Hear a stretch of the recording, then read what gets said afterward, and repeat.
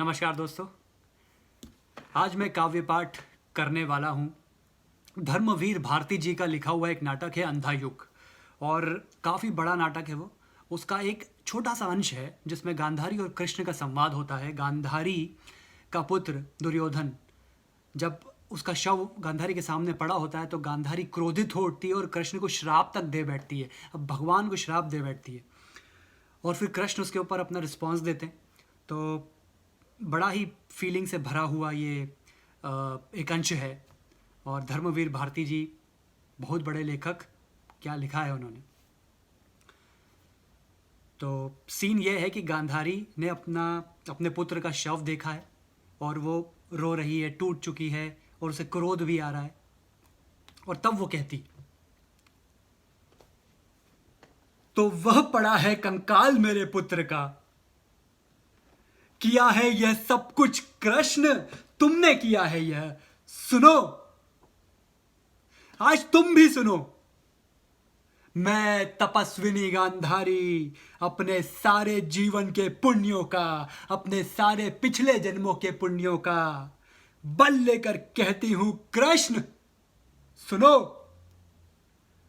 तुम यदि चाहते तो रुक सकता था युद्ध ये, मैंने प्रसव नहीं किया था कंकाल का। इंगित पर तुम्हारे ही भीम ने अधर्म किया। क्यों नहीं तुमने यह शाप दिया भीम को जो तुमने निरपराध अश्वत्थामा को दिया। तुमने किया है प्रभुता का दुरुपयोग।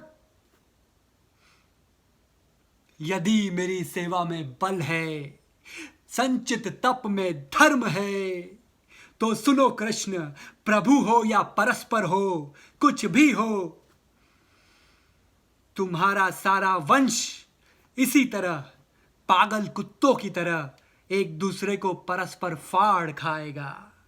तुम खुद अपने विनाश करके कई वर्षों बाद किसी घने जंगल में साधारण व्याध के हाथों मारे जाओगे। प्रभु हो पर मारे जाओगे पशुओं की तरह। ये कहकर गांधारी अत्यंत क्रोध में है और रोती रहती है। लेकिन इतने जो इल्ज़ाम लगाए गांधारी ने और जो श्राप दिया है, ये सुनकर कृष्ण अपने आप को रोक नहीं पाते हैं और कृष्ण वहां पे प्रकट हो जाते हैं। और प्रकट होके अब कृष्ण का अंदाज है, माता प्रभु हूं या परात्पर, पर पुत्र हूं तुम्हारा, तुम माता हो। मैंने अर्जुन से भी कहा, सारे तुम्हारे कर्मों का पाप पुण्य योगक्षेम मैं वहन करूंगा अपने कंधों पर। 18 दिनों के इस भीषण संग्राम में कोई नहीं, केवल मैं ही मरा हूं करोड़ों बार। जितनी बार जो भी सैनिक भूमिशाई हुआ, कोई नहीं था, वह मैं ही था। गिरता था जो घायल होकर रणभूमि में। अश्वत्थामा के अंगों से रक्त पीप स्वेद बनकर बहूंगा मैं ही युगों युगांतर तक। जीवन हूं मैं, तुम मृत्यु भी तो मैं ही हूं मां। श्राप यह तुम्हारा स्वीकार है।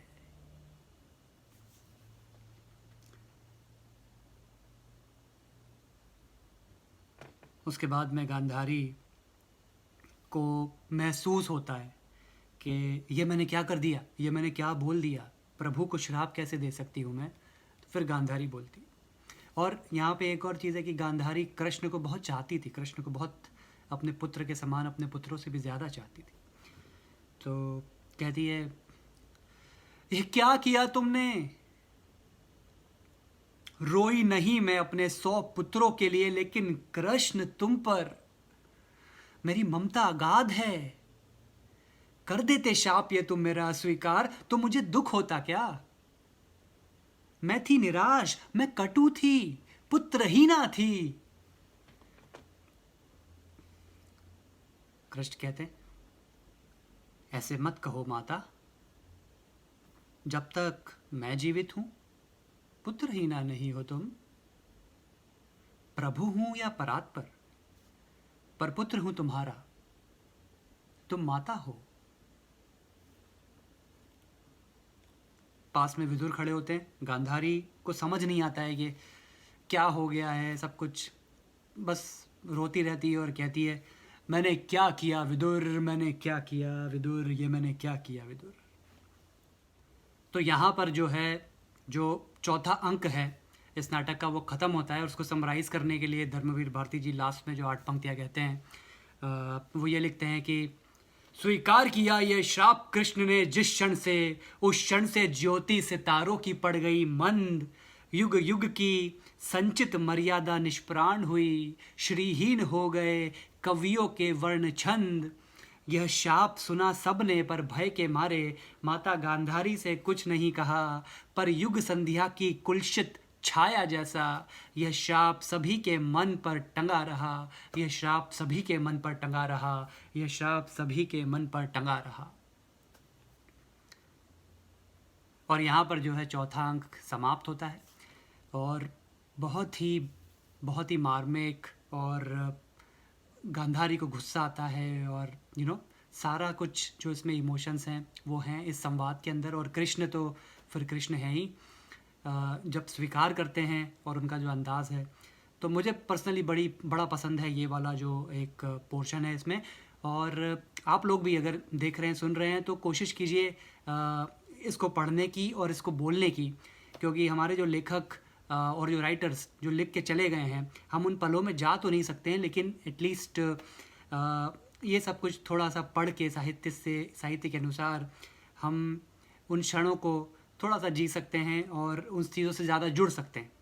तो आप भी पढ़िए, इसका काव्य पाठ कीजिए। मैं डिस्क्रिप्शन में जो मटेरियल मैंने रेफ़र किया है वो डाल दूंगा, और अगर आप शेयर करना चाहें तो बिल्कुल शेयर कीजिए मेरे साथ। मुझे बड़ा अच्छा लगेगा अगर आप में से कोई और इस चीज़ को पाठ करता है, क्योंकि साहित्य के लिए इससे बेहतर क्या हो सकता है कि कुछ लोग मिल के आपस में सेम चीज़ पे बात कर सकें और सेम चीज़ पे डिस्कस कर सकें या सेम चीज़ का पाठ कर सकें।